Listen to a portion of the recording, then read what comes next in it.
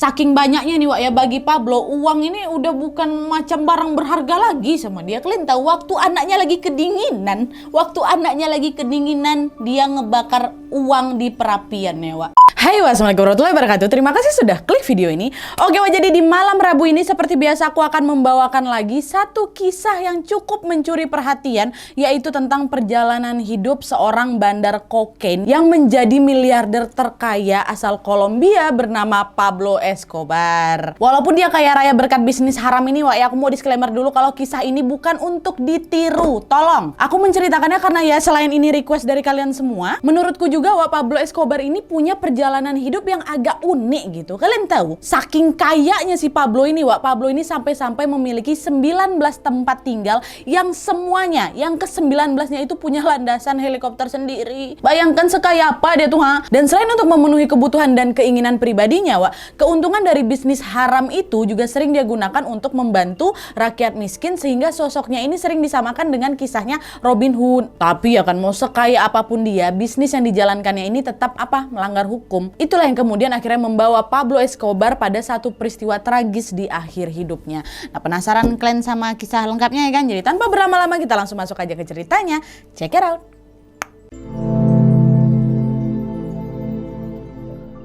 Oke Wak, jadi Pablo Emilio Escobar Gaviria ini, atau yang lebih dikenal dengan nama Pablo Escobar, lahir pada tanggal 1 Desember tahun 1949 di kota Rio Negro, Kolombia Wak. Nah, ayahnya yang bernama Abel bekerja sebagai buruh tani, sedangkan mamanya yang bernama Hermilda bekerja sebagai guru. Nah, pada saat Pablo ini masih kecil Wak, keluarga mereka ini pindah ke Medellin, kota yang nantinya menjadi pusat industri terbesar kedua di negara tersebut ya. Dan pindahlah mereka ke Medellin ini kan. Nah, selama tinggal di Medellin Wak, Pablo dan keluarganya ini hidup dalam kemiskinan, dan kemungkinan besar kondisi itulah yang akhirnya membuat dia bercita-cita ingin menjadi jutawan sebelum usia 22 tahun. Dan sejak saat itu Wak, Pablo ini pun berusaha melakukan apapun demi bisa memperoleh uang. Tapi sayangnya usaha yang dilakukan ini bukan di jalan yang baik gitu loh, malah mengarah ke tindakan-tindakan kriminal. Perjalanan kriminal seorang Pablo Escobar ini telah dimulai sejak usia remaja Wak. Pada saat itu dia ini sering mencuri batu nisan untuk diamplas nanti bagian depannya, yang ada tulisan namanya tuh loh, nanti diamplas sama dia dijual lagi sebagai nisan baru. Selain itu Wak, dia ini juga pernah menjual rokok selundupan, menjual tiket lotre palsu, dibuatnya rapor palsu juga, sampai dia bisnis ijazah palsu pernah dia lakukan semua. Nah, karena sejak muda Pablo ini dikenal sering melakukan tindakan kriminal Wak, dia pun akhirnya di DO dari SMA-nya tahun 1966. Tapi kondisi itu tidak membuat si Pablo ini macam hilang akal gitu. Kalian tahu, si Pablo ini tetap melanjutkan pendidikannya setelah dia memalsukan ijazahnya sendiri. Ya lah, kerja sampingan dari kayak gitu kan bisa dia tuh lanjut kuliah, dan waktu itu nih dia bercita-cita menjadi pengacara ataupun politikus. Tapi sayangnya cita-cita itu dia harus pendam karena Pablo tidak berhasil menyelesaikan pendidikan seterusnya atau kuliahnya ini akibat kekurangan biaya ya. Nah, setelah putus kuliah, Pablo Escobar pun menghabiskan waktunya dengan kembali lagi melakukan tindakan kriminal. Dan kali ini justru makin gencar lagi Wak, dia sampai bergabung dengan sebuah geng begal yang sering mencuri mobil. Nah, mobil-mobil curian itu nantinya akan dia bongkar satu persatu tuh bagiannya dan dijual secara terpisah. Sebagian uang hasil penjualan ini akan dipakai untuk menyuap polisi agar Pablo dan gengnya tidak ditangkap atas tindakan pencurian tersebut. Kayak itu aja kegiatan dia jadinya. Pablo terus melakukan tindakan kriminal hingga akhirnya beberapa saat sebelum dia genap berusia 20 tahun Wak, Pablo ini ditangkap dan ditahan selama beberapa bulan di dalam penjara Medellin itu. Tapi ternyata penjara pun tidak membuat Pablo ini jera Wak. Setelah dia bebas, tindakan kriminal yang dilakukannya justru jauh lebih besar dan mengarah ke tindak kekerasan.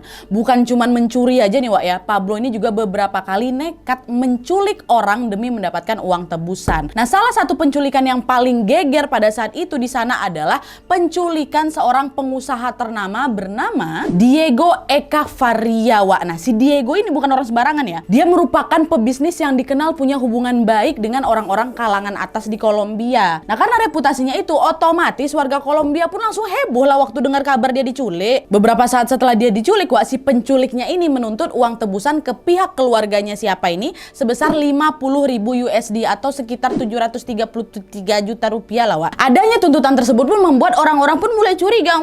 Jangan-jangan Pablo ini dalang dibalik semua penculikan ini, karena memang Pablo udah lumayan dikenal barbar Wak di situ. Tapi di tengah spekulasi itu pihak keluarga Diego nih macam kayak nggak mau ambil pusing gitu loh Wak. Mereka lebih memilih untuk ya udahlah bayar aja lah uang tebusan itu supaya Diego bisa selamat ya kan. Udah dibayar sama mereka tuh 50.000 USD itu kan. Tapi sayangnya meskipun uang tebusan tersebut sudah dibayar Wak, secara mengejutkan Diego Echevarria ini ditemukan dalam kondisi tidak bernyawa pada musim semi tahun 1971. Tetap dibunuh, dia uang tebusan udah dikasih padahal. Saking gemparnya kematian Diego Echevarria ini Wak, nama Pablo Escobar pun langsung mencuat lagi dan dituding sebagai pihak yang bertanggung jawab atas kasus ini. Akhirnya apa? Pablo Escobar pun dibawalah ini Wak ke persidangan ya kan. Tapi entah kenapa nih ya, di momen itu dia dinyatakan tidak bersalah. Bebas Pablo. Tapi meskipun Pablo Escobar ini berhasil bebas dari jerat hukum Wak, kasus inilah yang akhirnya membuatnya semakin dikenal sama masyarakat luas. Dan sejak saat itu sepak terjangnya seorang Pablo Escobar terus menjadi perhatian publik. Apalagi ketika dia terlibat dalam kasus kriminal yang jauh lebih besar, yaitu apa? Sindikat penjualan obat-obatan terlarang. Bisnis haram inilah yang sampai sekarang melekat dengan sosok Pablo Escobar hingga dia dikenal sebagai bandar narkoba terbesar pada masa itu. Nah, penasaran nggak sama kisah selengkapnya? Kan masuk waktu dia jadi King of Cocaine ya.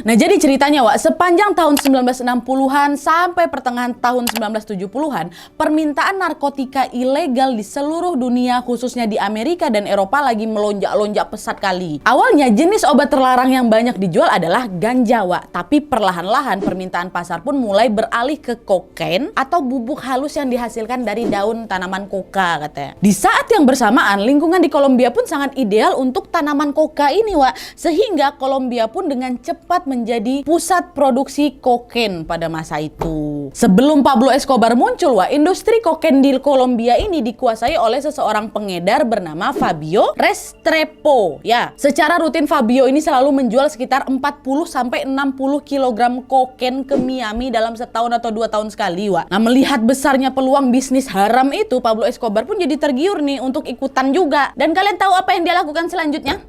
Di tahun 1975 Pablo dengan nekat menghabisi nyawa si Fabio Restrepo itu dan mengambil alih bisnisnya Fabio. Sejak saat itulah Wak, Pablo pun mulai memonopoli penjualan kokain di Kolombia. Pablo Escobar juga nggak sendiri Wak dalam mengembangkan bisnis itu. Dengan segera dia pun langsung lah itu kan mengumpulkan semua penyeludup lainnya yang masih kecil-kecil itu dikumpulkannya semua dan mereka langsung membentuk sebuah kartel yang disebut Kartel Medellin. FYI, kartel ini adalah sebutan untuk gabungan perusahaan sejenis dengan tujuan yang sama gitu loh. Dan dalam hal ini tentulah tujuannya si Pablo Escobar ini adalah untuk semakin memperkuat dan juga memperluas jaringan bisnis kokainnya tadi. Tapi Wak, meskipun Pablo telah memiliki kekuatan tim yang besar dalam kartel Medellin ini, bagaimanapun penjualan kokain tetaplah tindakan yang ilegal kan? Akibatnya apa? Pada bulan Mei tahun 1976, Pablo dan beberapa orang lainnya sempat ditangkap tuh dalam perjalanan ke Medellin pada saat mereka lagi bawa kiriman sebesar 18 kg pasta coca. Nah, Pablo yang sejak dulu dikenal nekat itu akhirnya memilih untuk menyuap para aparat yang menangkapnya, termasuk juga hakim yang sedang menangani kasus ini. Dan atas perbuatannya itu lagi-lagi Pablo Escobar bebas dan dia pun kembali bisa menjalankan bisnis haramnya tersebut. Kejadian penangkapan itu juga ternyata tidak membuat si Pablo ini takut Wak. Dia justru semakin gencar dan hati-hati dalam menjalankan bisnisnya. Pablo dengan segera langsung menyusun rute distribusi baru yang lebih aman supaya apa? Supaya dia sama anggota kartelnya yang nggak ketangkap lagi. Dan untuk memenuhi ambisinya itu Wak, Pablo bekerja sama dengan seorang penyelundup narkoba yang bernama Carlos Lehder. Nah, sebelum bergabung dengan Pablo di dalam kartel Medellin ini Wak, pada tahun 1978 si Carlos tadi itu membeli sebuah pulau kecil bernama Normanske yang terletak di Bahama. By the way, ini tempat yang sama nih Wak ya, tempat yang sempat dipilih jadi tempat Fire Festival. Dulu aku pernah ceritain tuh event musik paling buruk abad inilah. Nah, itu punya Pablo Escobar itulah dia. Dan dalam waktu singkat Normanske ini pun langsung beroperasi sebagai depot atau gudang penyimpanan kokain untuk pendistribusian dari Kolombia ke Amerika. Dan Normanske inilah yang akhirnya menjadi bandara pribadi milik kartel Kartel Medellin ini, Wak. Di sana mereka membangun sebuah lapangan terbang sepanjang 1 kilometer. Mereka bangun pelabuhan, mereka bangun hotel, rumah, kapal, dan tentunya pesawat pribadi ada di situ semuanya. Dan sebagai bandara pribadinya Kartel Medellin tadi, tempat ini pun menjadi rute penyelundupan utama yang setiap harinya lebih dari 30 kg kokain akan tiba di tempat tersebut. Nanti kalau udah nyampe, kokain-kokain tersebut pun kemudian diangkut menggunakan pesawat kecil yang dapat terbang ke Amerika tanpa terdeteksi radar. Bayangkan sama kalian, gudangnya itu pulau. Nah terus Wak, setelah Pablo Escobar ini memiliki properti yang mendukung bisnisnya ini, dan dia juga berhasil menemukan rute yang aman untuk mengedarkan obat terlarang itu, kebayang nggak kalian seberapa besar keuntungan yang dia dapatkan dari bisnis haram tuh, Wak? Banyak kali, duit dia banyak kali. Bersamaan dengan memuncaknya kedudukan Kartel Medellin pada akhir tahun 1970-an, Wak, setiap tahunnya Pablo Escobar meraup keuntungan sebesar 25 miliar USD. 25 miliar USD atau lebih dari 367 triliun rupiah. Nah, macam gitu kayak mana mau ngitungnya? Aku rasa nggak dihitung sama dia tuh, ditimbang duit-duit tuh. Ya Allah, banyak kali. Dengan keuntungan sebesar itu, Pablo bukan hanya jadi jutawan, Wak, jadi miliarder. Apa di atas miliarder lah gitu. Dan karena hal itu juga nggak heran kalau Pablo Escobar akhirnya mendapatkan julukan sebagai apa? King of Cocaine. Nah, sebagai King of Cocaine dengan harta yang melimpah, Pablo Escobar pun segera langsung mendirikan sebuah properti mewah yang disebut-sebut sebagai istananya di Kolombia, di mana dia membeli tanah seluas 20 km persegi. Itu berapa hektar tuh berarti ya? 20 km persegi. Kilometer? Astagfirullahaladzim, baru ngeh aku. Aku pikir meter. 20 meter persegi nggak mungkin lah ya kan? 20 kilometer. Banyak kali, beluas kali lah itu pokoknya. Di daerah Puerto Triunfo, dan membangun kompleks hunian yang sangat-sangat luas di sana, Wak. Nah, properti mewah ini kemudian dikasih dia namanya Hacienda Nápoles, dan dia gunakan untuk tempat tinggal bersama keluarganya. Ini aku selipin dikit lah ya informasi tentang keluarganya Pablo Escobar waktu itu, Wak, ya. Jadi nih ceritanya, waktu si Pablo ini berusia 23 tahun, dia bertemulah dengan seorang perempuan yang usianya terpaut 11 tahun lebih muda dari dia, namanya Maria Victoria Henao. Nah, dalam waktu singkat, Wak, mereka saling jatuh cinta lah ya kan. Tapi hubungan mereka ditentang sama mamanya si Maria. Selain perbedaan usia mereka yang sangat jauh, Ibu Maria ini tahu kalau Pablo Escobar ini adalah orang yang sangat nekat. Udahlah dia nekatnya sama dunia kriminal pula. Mana lah mau dia. Tapi gara-gara sudah terlanjur cinta, akhirnya mereka pun tetap menikah pada tahun 1976 ketika Maria ini masih berusia 15 tahun. Dan dari pernikahan itu mereka pun dikaruniai 2 orang anak bernama Joan dan Manuela. Udah itu aja yang ku tahu. Udah balik lagi kita ke kisahnya Pablo Escobar itu ya. Nah jadi, Wak, di properti mewah bernama Hacienda Nápoles itulah, Wak, dia tinggal bersama Maria dan juga kedua anaknya. Di sana nih semua kebutuhan dan keinginan mereka terpenuhi, Wak. Kenapa? Karena di Hacienda itu Pablo Escobar sengaja membangun si Hacienda dengan fasilitas yang super duper lengkap. Ada lapangan bola, ada danau buatan, landasan terbang nggak usah ditanya lagi, ada lapangan tenis, sampai ke kebun binatang pribadi, Wak, ada.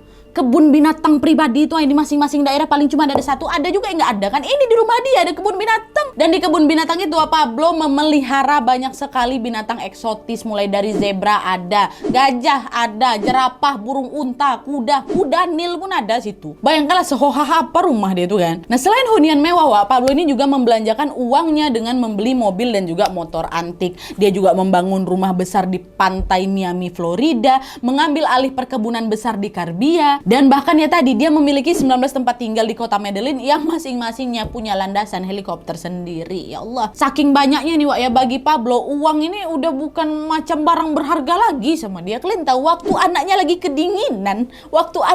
kedinginan, dia ngebakar uang di perapian ya, Wak. Supaya hangat, anaknya nggak kertas dia bakar, nggak kayu bakar dia bakar. Uang dibakar biar makin gede api ya. Pernah juga nih, Wak, ya, di tahun 2020 kemarin, salah satu keponakan yang bernama Nicolas Escobar tidak sengaja menemukan uang cash sebesar 18 juta USD atau lebih dari 264 miliar yang tersembunyi di dalam dinding salah satu bekas tempat tinggalnya Pablo. Udah nggak ditempati lagi tempat tuh, waktu dia geledah entah kayak mana, dicongkel lah mungkin dinding tuh ada uang ratusan miliar dalam situ. Alah, sebanyak itu duit si Pablo nih, Wak. Dan yang menariknya di sini juga, Wak, uang sebanyak itu juga nggak Pablo pakai sendiri gitu loh, nggak untuk dia, nggak untuk keluarganya, nggak untuk kartelnya aja. Di sisi lain, si Pablo ini juga sering membantu orang yang kesusahan melalui kegiatan amal.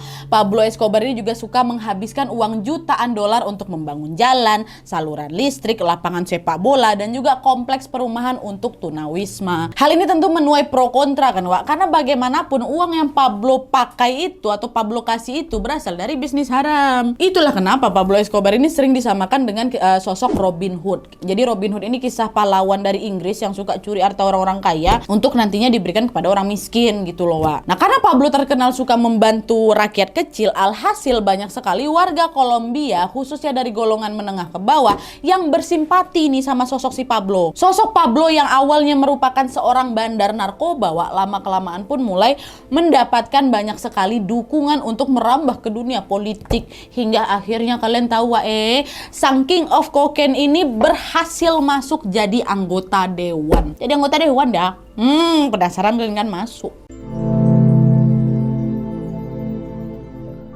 Nah, sebelum kita membahas tentang perjalanan Pablo Escobar selama menjadi anggota dewan, Wak, aku mau jelasin dulu sedikit tentang alasan kenapa dia ini akhirnya mau terjun ke dunia politik, Wak. Ya, jadi nih ketika bisnis haram yang dilakukan si Pablo ini lagi jaya-jayanya, hal itu juga menyebabkan ketakutan dalam benaknya si Pablo. Dia sadar bahwa semakin besar keuntungan yang dia peroleh, maka semakin besar pula resiko dia ketangkap, ya kan? Nah, ketakutan Pablo pun semakin besar ketika pada bulan September tahun 1979, pemerintah Kolombia menandatangani perjanjian ekstradisi dengan pemerintah Amerika yang akan mulai diberlakukan pada bulan Maret tahun 1982. Nah, berdasarkan perjanjian tersebut, Wak, penyelundup narkoba dari Kolombia yang mengimpor kokain ke Amerika dapat diekstradisi ke Amerika untuk menghadapi tuntutan pidana di Amerika. Mengetahui hal itu Pablo jadi ketar-ketir lah. Kalau dia ditangkap dan ditahan di Kolombia, dia yakin aku pasti lolos. Aku pasti bakal lolos dari semua hukuman ini karena maraknya korupsi yang ada di Kolombia yang akan memungkinkan si Pablo ini untuk menyuap pihak-pihak terkait, ya kan.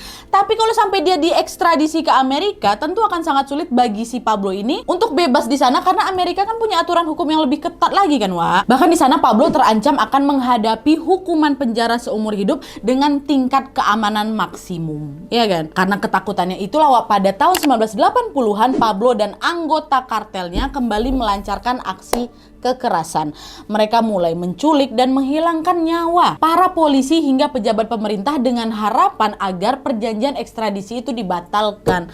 Tapi ternyata, Wak, yang dia lakukan ini nggak ngaruh apa-apa. Perjanjian ekstradisi ini tetap dijalankan sebagaimana mestinya. Nah, karena upaya kekerasan yang dia lakukan tadi tidak berhasil, Wak, Pablo pun mulai memikirkan cara lain yang lebih halus, di mana dia berusaha mendapatkan simpati dari dukungan rakyat Kolombia. Hal itu nggak sulit untuk si Pablo, Wak, karena sosoknya memang sejak awal sering dikatakan Robin Hood kan. Ya, dia tentunya udah punya image yang bagus lah ini di mata masyarakat. Pablo pun makin gencar lagi, Wak, membangun fasilitas publik. Dia sering sekali memberi hadiah berupa uang cash kepada masyarakat yang dia temui. Dia membangun jalan, dia bangun stadion, dia bangun taman, dan bahkan ya, Wak, ya, dia juga membuka kebun binatang pribadinya tadi itu yang ada di apa tuh, untuk menjadi tempat wisata tanpa pungutan biaya. Gratis, masuklah kalian.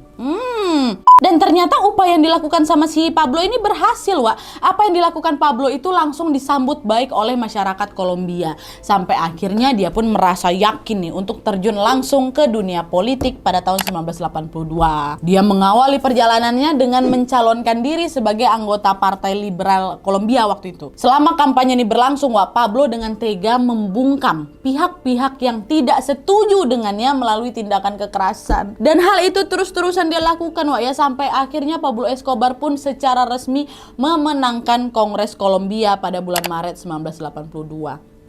Ya, di anggota dewan deh. Masuknya Pablo Escobar sebagai anggota dewan membuat kedudukannya jadi lebih aman lah, ya kan. Karena ternyata, Wak, para wakil rakyat di Kolombia sana memiliki keistimewaan, yaitu kebal dari tuntutan hukum. nggak bisa dituntut anggota dewan di sana. Bisa-bisanya ya. Makin aman lah dia yang jalanin bisnisnya. Dan sejak saat itu Pablo pun memulai kampanye untuk menolak perjanjian ekstradisi yang sudah disepakati sebelumnya dengan alasan demi mempertahankan kedaulatan nasional katanya. Nah dari situlah orang-orang jadi mulai curiga. Kenapa kok ngotot kali pengen perjanjiannya dibatalkan? Apa jangan-jangan kekayaan gue ini berasal dari bisnis narkoba ya? Orang-orang kan pada saat itu nggak semuanya tahu kalau di bandar narkoba kan. Nah atas kecurigaan itu mulailah itu bermunculan kelompok-kelompok yang menentang si Pablo. Salah satu pihak yang menentang Pablo adalah Presiden Kolombia yang bernama Belisario Betancourt ya, dimana pada musim semi tahun 1983 dia menunjuk Rodrigo Lara Bonilla sebagai Menteri Kehakiman dan mereka bersama-sama mengambil sikap yang lebih aktif dalam membasmi para pengedar narkoba di Kolombia. Dan selain itu mereka juga secara terang-terangan memulai kampanye melawan Pablo. Mereka bahkan menyelidiki kembali tentang penangkapan Pablo sebelumnya. Masih ingat kan kalian tadi aku sempat cerita kalau di awal itu Pablo sama anggota kartel Medellin kan pernah ditangkap ya kan, tapi habis itu terbebas gara-gara dia suap. Nah sejak saat itu kehidupan pribadinya si Pablo ini mulai dikulik lagi nih oleh banyak orang. Mereka pengen tahu Pablo ini sebenarnya orang yang betul apa enggak ini. Nah mengetahui banyak orang yang mulai menyorotinya, Pablo ini tetap nggak gentar dia. Wah, kalian tahu di momen itulah dia malah semakin berambisi untuk menaikkan kedudukannya di dalam pemerintah dengan cara menjadi presiden. Awalnya dia pengen jadi anggota dewan ya kan, nggak, aku harus jadi presiden nih. Dia pun mulai menggunakan jasa konsultan publik dan juga menyuap para jurnalis untuk menulis berita-berita positif aja lah tentang dia. Tapi ternyata usaha yang dilakukan Pablo kali ini tetap tidak berhasil. Kalian tahu, dia justru terus mendapatkan sorotan negatif dari publik. Kasus penangkapannya dulu tuh secara resmi diselidiki kembali. Pemerintah Amerika juga membatalkan visa milik Pablo dan bahkan Kongres Kolombia juga mendukung agar status kebal hukum yang dimiliki sama Pablo harus dicabut. Nah besarnya tekanan yang Pablo terima ini akhirnya membuat dia memilih untuk mengundurkan diri dari kursi anggota dewan pada tanggal 20 Januari 1984. Tapi keluarnya Pablo dari anggota dewan tidak serta-merta membuatnya diam. Nggak, Wak. Seperti yang udah aku bilang, Pablo ini adalah orang yang suka melakukan kekerasan ya kan. Di momen itu, Wak, dia nekat menyerang pemerintah Kolombia melalui cara-cara yang lebih agresif lagi, Wak. Pablo sama anggota kartelnya ini dengan tega menghabisi nyawa beberapa pejabat pemerintah. Dia juga melakukan pengeboman, menyerbu istana kehakiman, menyandra lebih dari 300 orang anggota Mahkamah Agung, dan masih banyak lagi tingkah barbar yang lain. Pokoknya Pablo Escobar ini telah memicu konflik militer besar-besaran di Kolombia. Itu banyak korban yang berjatuhan kan, Wak. Nah setelah banyaknya korban dan juga penyerangan terjadi di mana-mana, pemerintah Kolombia pun mulai mengajak Pablo untuk negosiasi, Wak. Pemerintah takut sama si Pablo waktu itu, Waktu itu pemerintah bilang kalau kamu mau menyerah dan juga menghentikan semua aktivitas kriminal yang sudah kamu lakukan selama ini, kamu akan mendapatkan pengurangan masa hukuman dan juga perlakuan istimewa selama kamu ditahan. Tawaran menarik, kata Pablo. Disetujui sama Pablo waktu itu, Wak. Pablo pun akhirnya menyerahkan diri kepada otoritas Kolombia pada tahun 1991. Nah pas dia ditahan ini, Wak, betul-betul lah ini Pablo menempati penjara yang bernama La Catedral. Nah di situ, Wak, Pablo ini banyak request dia. Dia pengen di penjaranya nanti ada lapangan sepak bola, ada rumah boneka, harus ada bar, harus ada jacuzzi, harus ada air terjun, kata dia. Dikabulkan sama mereka, dikabulkan. Betul-betul penjara mewah, enggak penjara itu lebih bagus lagi dibanding rumah Wak ya kan. Dan yang paling nggak habis pikir lagi nih, Wak ya, di dalam penjara Pablo ini juga masih bisa menjalankan bisnis haramnya karena di sana tersedia fasilitas telepon, ada juga komputer, ada mesin fax email, ada lancar-lancar di dalam penjara atau bisnisnya tetap lalu lalang. Hal ini pasti tentu menuai pro kontra kan, Wak. Sampai akhirnya muncullah rencana untuk memindahkan Pablo Escobar ini pada tanggal 22 Juli 1992 ke penjara konvensional atau penjara biasa yang tidak ada fasilitas kayak tadi. Tapi sayangnya belum sempat si Pablo ini dipindahkan kan, Wak. Dia telah terlebih dahulu berhasil melarikan diri. Dan sejak saat itu Pablo Escobar pun resmi menjadi buronan paling dicari di seluruh Kolombia. Nah, sejak Pablo Escobar ini kabur dari penjara, Wak, pada tahun 1992, pemerintah pun langsung melakukan pencarian besar-besaran. Kali ini mereka udah nggak mau lagi negosiasi sama si Pablo. Pemerintah sudah sangat yakin bahwa solusi terbaik untuk membasmi seorang pengedar obat terlarang di Kolombia ini, sekaligus juga menghentikan banyaknya pertumpahan darah yang disebabkan oleh Pablo, adalah dengan menghabisi nyawa Pablo Escobar itu sendiri. Nggak main-main, Wak. Pemerintah pun langsung membentuk pasukan khusus dan bekerja sama dengan Amerika untuk mencari keberadaan Pablo Escobar. Pasukan ini pun semakin kuat dengan bergabungnya sebuah macam organisasi gitu loh, Wak, bernama Los Pepes. Los Pepes namanya. Nah, Los Pepes ini, Wak, berisikan orang-orang yang telah kehilangan kerabat mereka karena tindak kekerasan dari Pablo Escobar selama masa kampanye dulu. Selain itu juga, Wak, beberapa kartel yang jadi musuhnya Pablo juga ikutan bergabung dalam tim ini. Bahkan mantan pegawainya Pablo pun ikut juga di situ untuk nyerang si Pablo-nya. Akhirnya singkat cerita, nggak lama kemudian pasukan tersebut pun mulai melacak keberadaan Pablo dengan cara menggeledah rumah-rumah yang memang diduga menjadi tempat persembunyiannya si Pablo. Awalnya, Wak, pencarian itu sempat menemukan jalan buntu karena selama hampir 1,5 tahun Pablo Escobar ini belum juga ditemukan. Nggak ada yang nampak dia di mana. Sampai akhirnya pada musim dingin tahun 1993, pasukan khusus tersebut pun berhasil melacak keberadaan Pablo melalui ponsel yang dia gunakan. Dan ternyata pada saat itu Pablo ini sedang bersembunyi di salah satu rumah yang berada di daerah Los Olivos, Wak. Tanpa menunggu waktu yang lama, tepatnya pada tanggal 2 Desember tahun 1993, pasukan khusus tersebut pun langsung bergerak ke lokasi dan langsung mendobrak rumah persembunyiannya Pablo. So, ketika di sana langsung terjadi aksi kejar-kejaran, Wak, ada juga baku tembak ya kan. Pablo beserta anggota kartelnya pun sampai berlari itu ke atas genteng untuk kabur. Dan sampai hari ini, Wak, informasi tentang apa yang sebenarnya terjadi di atas genteng selama aksi baku tembak itu masih simpang siur. Tapi yang pasti di momen itu tepat sehari setelah si Pablo merayakan ulang tahun yang ke-44 dan setelah kartel Medellin ini beroperasi selama lebih dari 17 tahun, seorang Pablo Escobar yang dijuluki King of Cocaine itu meregang nyawa.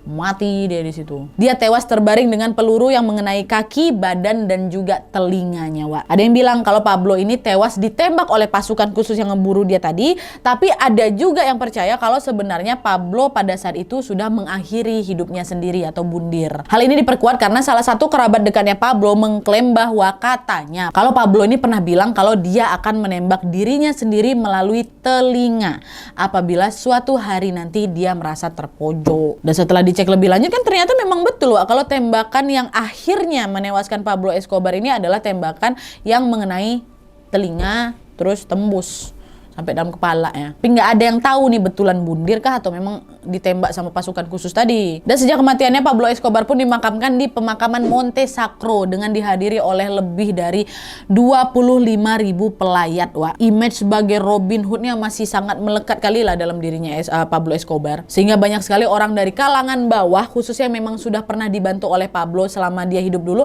merasa berduka juga atas kematian si Pablo. Tapi di sisi lain kematian Pablo Escobar ini juga menjadi angin segar untuk Kolombia. Karena secara perlahan-lahan negara itu pun mulai pulih dari kartel-kartel narkoboy yang merajalela di sana. Dan FYI nih, ya, pada saat Pablo ini masih hidup, Kolombia itu sempat mencapai titik terburuk dari segi kriminal, di mana setiap tahunnya tercatat lebih dari 25.000 kematian yang terjadi akibat kekerasan. Nah, runtuhnya kartel Medellin pasca tewasnya Pablo ini otomatis langsung membuat angka kejahatan di kota itu pun menurun drastis. Jadi yang sebelum-sebelum itu diakibatkan kartel mereka lah. Pemerintah pun langsung mengambil alih aset-aset milik Pablo Escobar, termasuk hunian mewahnya yang ada di Hacienda Nápoles tuh. Dan Hacienda itu, Wak, kemudian diubah menjadi tempat wisata dan juga museum. Sampai hari ini kisah perjalanan Pablo Escobar juga masih terus menjadi perbincangan, Wak. Dan seperti yang aku bilang di awal tadi ya, kisah ini bukan untuk ditiru, tapi cukup untuk kita simak aja lah ya sebagai bagian dari sejarah gitu. Ya. Oke, Wak, jadi itu tadi kisah tentang perjalanan seorang bandar terkaya bernama Pablo Escobar. Pas aku riset cerita ini, Wak, aku macam dapat gambaran nyata kalau yang namanya manusia itu pasti punya dua sisi baik buruk ya. Apa yang dilakukan sama Pablo semasa hidup tetap tidak bisa dibenarkan. Tapi kita juga nggak bisa menutup mata nih dengan hal-hal baik yang memang pernah dia lakukan. Dari kisah ini juga kita belajar kalau sebanyak apapun fulus yang kita punya pada akhirnya tidak akan ngebantu banyak ketika ajal tiba. Macam Pablo yang hartanya melimpah ruah cahohah itu, tetap aja akhirnya dia menemui maut dengan cara yang tragis pula ya kan Wak. Semoga sisi baiknya Pablo bisa kita teladani, dan tentunya yang buruk udah jauh-jauhkan aja. Sisi baiknya bukan karena mencuri habis itu kalian kasih orang, bukan. Sisi baiknya tuh kalau ada duit dari kerjaan yang halal, kasihlah ke orang, bagi-bagi rezeki tuh, jangan kau genggam kali duit tuh ya. Kalau menurut kalian gimana soal kisah ini Wak? Bagian mana dari kisahnya Pablo Escobar yang paling menarik atau paling kok bisa? Tulis semua di kolom komentar di bawah Wak ya. Oke, jadi sekian dulu videonya. Terima kasih banyak yang sudah menonton. Kalau kalian suka video ini, klik like-nya, jangan lupa komen di bawah dan saran-saran untuk video selanjutnya. Jangan lupa nyalain notifikasinya supaya kalian tahu kalau aku upload video baru. And as always, jangan lupa untuk klik tombol subscribe supaya kalian sama-sama tahu informasi menarik dan menegangkan dari channel aku. See you next video Wak. Bye.